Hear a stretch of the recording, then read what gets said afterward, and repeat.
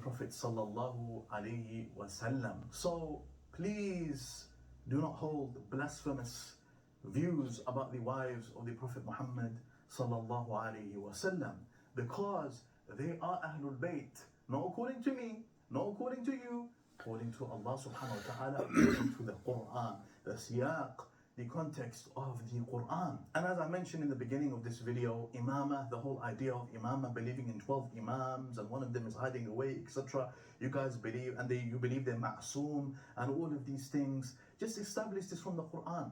Establish this from the Quran. From the fundamental beliefs of the Muslims are, for example, that Allah is one, that the Prophet Muhammad... Yeah, so, I mean, this guy, yeah, he looks like the son of Adnan Rashid, actually.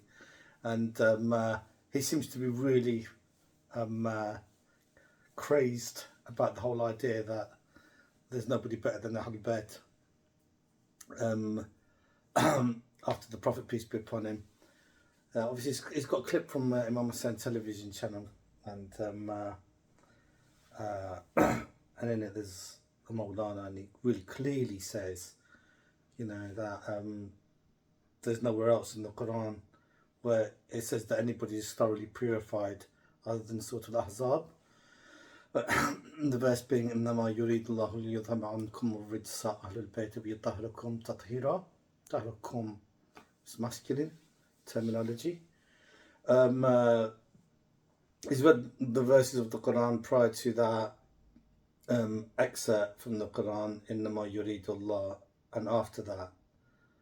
And when the Prophet, when Allah subhanahu wa ta'ala is talking about the wives of the Prophet, he's using the word kunna, yeah, which explicate like feminine, or the feminine aspect of what Allah subhanahu wa ta'ala is talking about. But when it comes to Ahlul Bayt Muslim, it's kum. إنما يريد الله يذهب عنكم الرجس أهل البيت ويطهركم تطهيرا.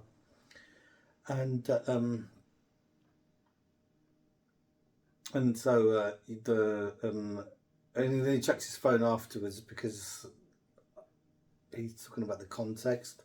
What he hasn't factored in is that the Quran speaks about, in the verses he's talking about prior to Innama, about the wives being obedient to the Prophet. Yeah, and the Prophet is masculine, so that's part of the context. And then the Quran also says, do not obey a sinner, do not obey a sinner. So the wives of the Prophet are asked to obey the Prophet, who is sinless. And then Allah goes on to say, who is the sinless clan of the Prophet? Well, it goes to explicate, you know, the clan of the Prophet who is sinless, and they are the Ahlul Bayt Muslim, which includes the Prophet. So, if Allah subhanahu wa ta'ala was talking about 9 wives of the Prophet, he used a feminine terminology, but he used masculine because, you know, 12 imams, they're all masculine, aren't they? So he's talking about, where does it say there's infallibility? It says there that Ahlul Bayt are infallible, and the people of the house, they inherit the house. And the Quran proves, of course, that the prophets leave inheritance. So the people of the house inherit the house, and they are the Ahlul Bayt Salam. Yeah, and so where does it say 12 imams? Well, it says Ahlul Bayt. It says, you know, that they are thoroughly purified. And then you ask yourself, when does the Ahlul Bayt Salam cease to exist?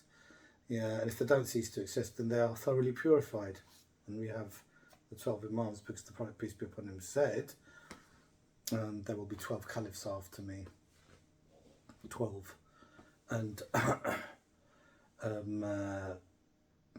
they will all be from the Quraysh.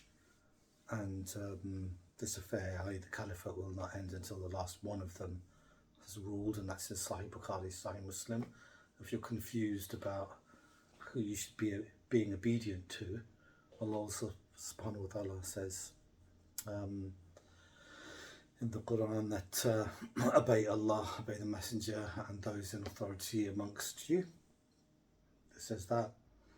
So the authority is already there, and the authority is sinless, you know, because the obedience to Allah, that's one thing, and obedience to the Prophet and those.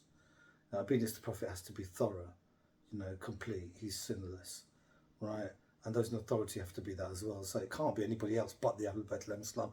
And he's throwing an absolute tiz because he can't get by the fact that that there aren't actually anybody better than the Ahlul Bayt al-Islam themselves, with aside from the Prophet, who is the head of the Ahlul Bayt. And so there are previous prophets, but we follow the Prophet Muhammad, peace be upon him. You know, and then Hazrat Isa alayhi salam, when he refers, he makes a reference to Hazrat Isa alayhi salam, well, he's going to return, isn't he? According to the popular Islamic belief, then we might as well be Christians, mightn't we? If we're going to follow Jesus, but we're going to follow the Mahdi, you know? If we're going to follow the Mahdi, right? And the Christians are waiting for Jesus to return. Jesus is going to return, but he's going to pray behind the Mahdi, according to what Ahlul Sunnah wal Jama'ah believe in, you know. And so that's another sign that, you know, Jesus is going to be a Shia of the 12th Imam. I mean, you can call that blasphemous if you like. One thing that I'd like to point out as well is that Adnan Rashid, I think he's some kind of relative of his, because he looks a little bit like Adnan Rashid. You know, loves praising Muawiyah, the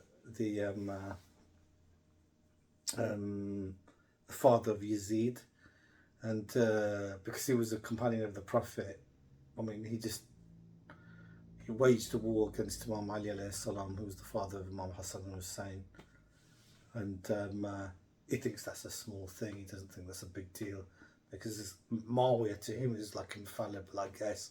Can't do no wrong, and even if he does wrong, because of his Sahaba. So you're kind of like, you know, putting in infallibility in that way. He turned back on his heels when he fought Ali, the first Muslim. And then you got Aisha as well, and we're not saying anything bad about Aisha, but we know that Imam Ali waged a war against her because she started the war against him, you know. So that's not a small thing. That's another, you know, she's not infallible. You don't believe that she's infallible.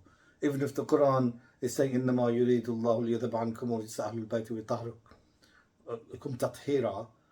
You know, if you're saying it's about Aisha, right, you still don't believe that she's infallible because she made mistakes. You even want to say the Prophet made mistakes, you know. Some Ahlul Sunnah, especially the Wahhabis, which I think Adnan Rashid is a Wahhabi, you know, they want to say the Prophet was a normal human being because the Quran explicates, you know, it says that, but he's still a prophet and he's still infallible, because humans can be infallible, you know, and the Quran proves that in regard to Ahlul Bayt. Yeah, so, but Aisha isn't in your belief, so the verse doesn't go to her. It doesn't.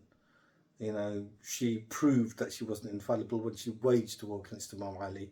Muawiyah proved that he could turn back on his heels when he waged a war against Imam Ali, you know. And you guys completely separate the issue of the fact that Muawiyah did exactly, you know, what his son did to Ahlul Bayt al-Islam. Yazid was waged war against him when Imam Hussein was in Imam Ali's army, you know, as well, and fought Muawiyah, and Imam Hussein fought Yazid. So, I mean, what more do you want? You're stuck in a bit of a rut there, and it's called Sunniism. And Sunniism comes after original Islam, yeah, Hanafi, Hanbali, Maliki, Shafi, Ibn Taymiyyah. That comes after, right, the family of the Prophet. The family of the Prophet comes first, and the Quran proves that. So the religion of Ahlul Bayt al-Islam is the original Islam, and that's all I have to say in relation to you, young man. Allahumma salli ala Muhammad wa ajli farajahum.